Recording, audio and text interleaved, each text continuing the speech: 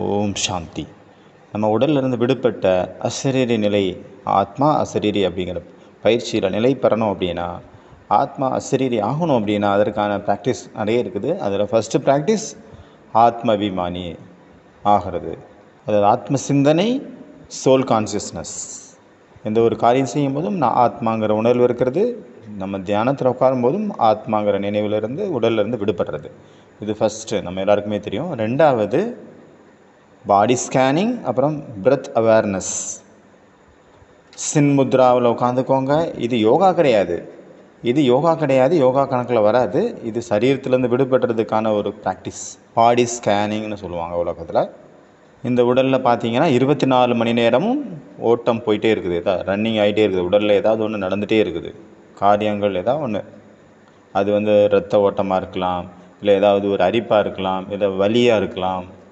அந்த ஓட்டத்தை நீங்கள் பார்த்துட்டே இருக்கணும். எப்படி பார்ப்பீங்க? லாக் பண்ணிக்கோங்க. அதாவது நல்லா ஸ்ட்ராங்காக ஆசனத்தில் உட்காந்துட்டீங்க. மத்தியான நேரத்தில் லாக் பண்ணியாச்சு. 1/2 hour 45 minutes டைமை செட் பண்ணிடுங்க. உட்காந்துருங்க. ஏதாவது ஒரு ஆசனம் போட்டு உட்காருங்க. ஆனால் லாக் ஆகிருக்கணும். ஃபுல் பாடி லாக் ஆகிருக்கணும். ஸ்ட்ரைட்டாக இருக்கணும். ஆடவும் கூடாது, அசையும் கூடாது. நீங்கள் இந்த ப்ராக்டிஸ் பண்ணவே உங்களுக்கு ஆடவும் வராது, அசையும் வராது. நீங்கள் ஸ்டில் ஆயிடுவீங்க. ஆனால் ஃபஸ்ட்டு ஸ்டார்ட் பண்ணும்போது ஆடாமல் அசையாத நிலையில் உட்காரணும். அப்புறம் மேலேருந்து கீழே, அதாவது தலையிலேருந்து கால் வரைக்கும், காலிலேருந்து தலை வரைக்கும் அப்படி மாற்றி பாடியினுடைய ஃபுல் நீங்கள் பார்வையை செலுத்துங்க. உடலில் பார்த்திங்கன்னா நிறைய நிகழ்வுகள் இருக்குது. உணர்ச்சிகள், கிளர்ச்சிகள் எல்லாமே இருக்குது. சுகம் இருக்குது, துக்கம் இருக்குது. நீங்கள் எல்லாத்தையுமே சாட்சியாக பார்க்குறீங்க. ஒவ்வொரு இடம், ஒவ்வொரு இன்ச் பை இன்ச்சாக உடம்பு ஃபுல்லாகவே நீங்கள் பார்க்குறீங்க. மேலேருந்து ஸ்டெப் பை ஸ்டெப்பாக கால் வரைக்கும், கீழே காலிலேருந்து ஸ்டெப் பை ஸ்டெப்பாக தலை உச்சி வரைக்கும். அதாவது இங்கே வலிக்குது, கால் வலிக்குது, முட்டி வலிக்குது, இடுப்பு வலிக்குது, சில நேரம் மூக்கு வலிக்குது, பல் வலிக்குது. எல்லா விதமான இந்த மாதிரியான உணர்ச்சிகள் இருக்கு இல்லையா? இந்த உணர்ச்சிகள் சில நேரம் துக்கமாகவும் இருக்கலாம், சுகமாகவும் இருக்கலாம், பிடிச்சதாகவும் இருக்கலாம், பிடிக்காததாகவும் இருக்கலாம். சில இடத்துல தெளிவாக தெரியும், சில இடத்துல தெளிவாக தெரியாது எங்கே வலிக்குதுன்னு. ஆனால் வலிக்குது அப்படிங்கிறது மட்டும் தெரியும். அதனால் ஒவ்வொரு இன்ச் பை இன்ச் அந்த உடம்பில் நீங்கள் மூவ் பண்ணுறீங்க, ஒவ்வொரு இன்ச்சையும் ஃபீல் பண்ணுறீங்க. அப்போ உட்காந்து இந்த மாதிரி நீங்கள் பாருங்கள். இதை நீங்கள் செய்ய பாருங்கள். கொஞ்சம் நேரத்துலேயே சரீரத்துலேருந்து விடுபட்டுருவீங்க. நீங்கள் டிட்டாச்ட் ஆகிடுவீங்க. நம்ம சொல்லவே மாட்டோம், சொல்லவே தேவையில்லை. நான் ஆத்மான்னு சொல்லவே தேவையில்லை.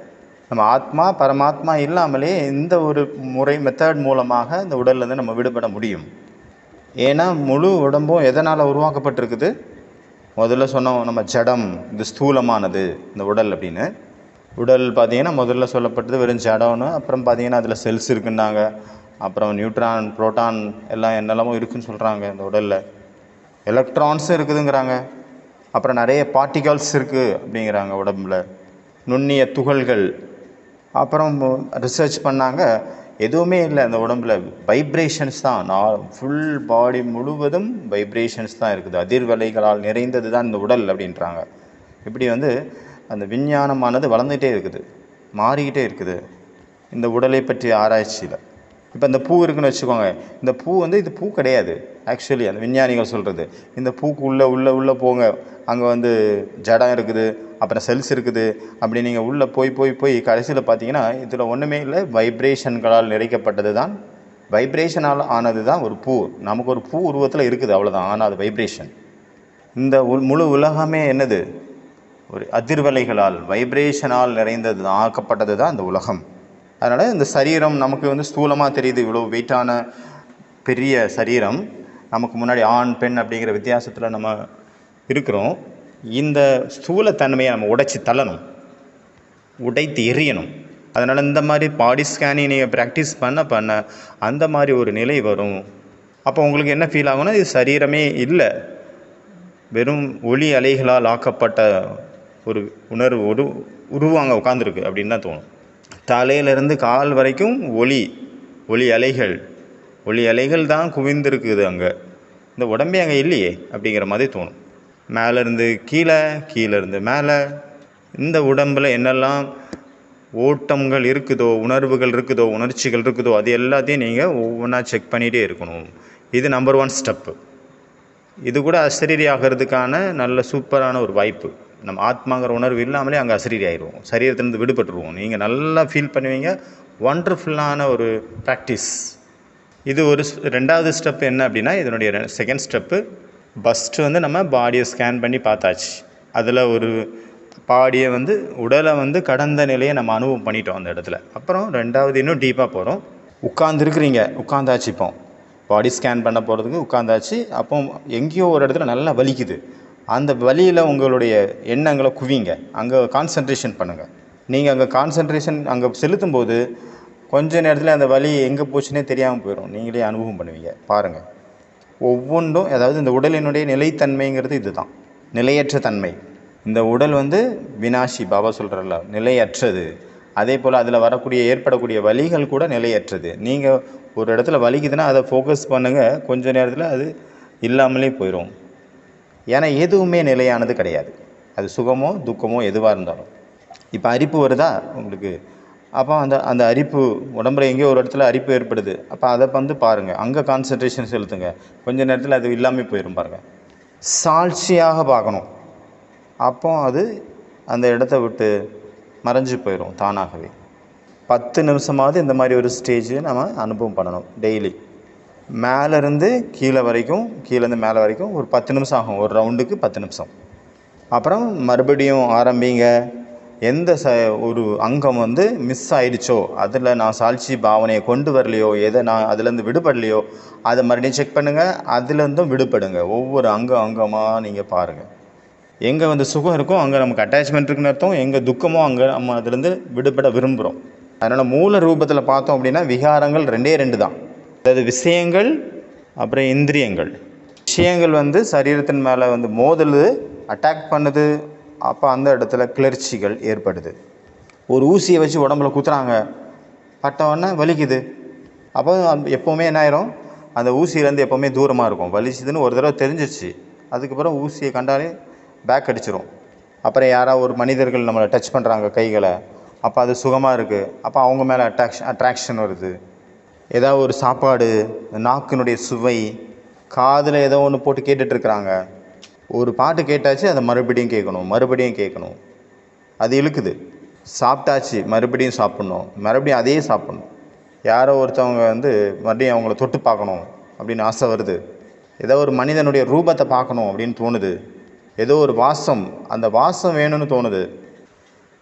அந்த சுகத்தின் மீது அட்ராக்ஷன் வருது. இல்லையா? அப்போ 2 விஷயம். ஒன்று வந்து விருப்பு, இன்னொன்று வெறுப்பு. யாராவது ஒருத்தவங்க உங்களை நல்லா புகழ்கிறாங்க, ஆஹா இவரை போல் இல்லை, ஆஹாஹாஹா இவரை போல் இருக்க முடியுமா அப்படின்னா குஷி வந்துடுது. என்ன ஆகுது, பறக்குது ஆத்மா. யாரோ சொல்லிட்டாங்க நீங்கள் யோகி, மகா யோகி, மகா தபஸ்வி. நம்ம என்ன சொல்கிறோம், இன்னும் வேறு என்னென்னலாம் இருக்குது சொல்லுங்களேன் ப்ளீஸ். ஏன்னா இது வரைக்கும் எனக்கே தெரில, நீங்கள் சொன்ன பிறகு தான் தெரியுது. ப்ளீஸ் இன்னும் கொஞ்சம் சொல்லுங்கள் அப்படின்னு நம்ம சொல்ல ஆரம்பிச்சிடுறோம். ஆசை வருது இல்லை, ஆசை, புகழினுடைய ஆசை. சிலர் வந்து வெளியில் சொல்ல மாட்டாங்க, உள்ளுக்குள்ளே இன்னும் சொல்லட்டுன்னு காதை கூர்மையாக வச்சுட்டு கேட்டுட்டு இருப்பாங்க. அந்த மாதிரி இருக்குது இல்லையா? யாரோ ஒருத்தன் சொல்லிட்டாங்க, ஊரை ஏமாற்றிட்டு சுற்றிட்டு இருக்கிற, சொல்கிறது ஒன்று செய்கிறது ஒன்று. அந்த மாதிரி யாராவது சொல்கிறாங்க அப்படின்னா நம்ம தூரத்தில் பார்த்தோன்னே ஓடி போயிடுவோம், நம்ம வழியே மாற்றிடுவோம். அவங்கள பார்த்தாலே பயம் வந்துடும், எதையாவது சொல்லி நம்ம மனசை உடச்சிடக்கூடாது அப்படின்னு. பாசிட்டிவே சொல்ல மாட்டேங்கிறார், நெகட்டிவாக சொல்கிறாரு அப்படின்னு, அவரை பார்க்கவே கூடாது அப்படின்ட்டு முடிவெடுத்துறோம். புகழ் இகழ் 2மே நம்மளை வந்து அட்ராக்ட் பண்ணுது.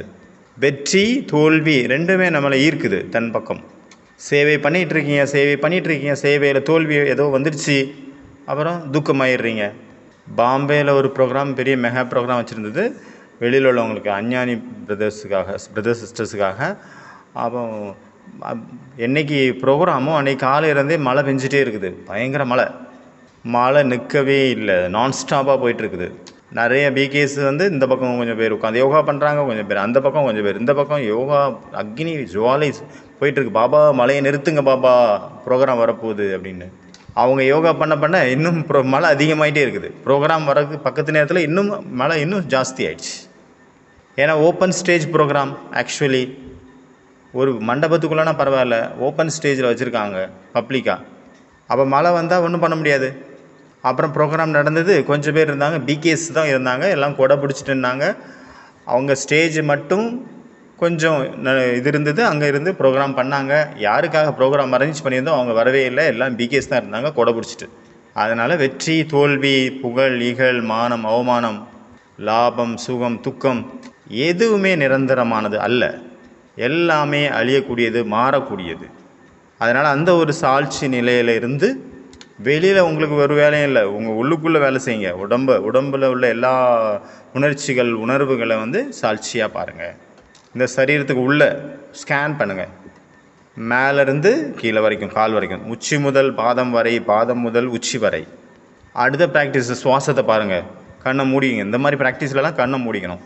கண்ணை மூடிட்டு சுவாசத்தை பார்த்துட்டே இருங்க. மூச்சு போகுது, மூச்சு வருது, மூச்சு உள்ளே இழுக்கிறோம், மூச்சு வெளியே போகுது. அப்படி அது மாதிரி பார்த்துட்டே இருங்க. சாட்சியாக எதுவுமே பண்ண வேண்டாம், சாட்சியாக இருங்க, பார்த்துட்டே இருங்க. Just watch.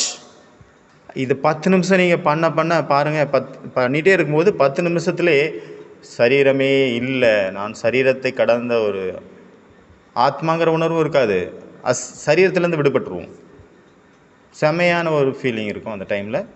நம்ம 1 மணி நேரம் யோகா பண்ணால் கூட அந்த மாதிரி ஒரு ஃபீலிங் கிடைக்காது. அந்த மாதிரி ஒரு ஃபீலிங் அந்த இடத்துல கிடைக்குது இந்த பயிற்சியின் மூலமாக. சாட்சி பயிற்சி, ஸ்கேனிங், பாடி ஸ்கேனிங் ஆகட்டும், இந்த மூச்சு பயிற்சி ஆகட்டும், எல்லாமே இந்த மாதிரி பண்ணிக்கிட்டு ஃபஸ்ட்டு அப்புறமாக ராஜயோகாவை ப்ராக்டிஸ் பண்ணுங்கள். அப்போ உங்களுக்கு ஈஸியாக இருக்கும்.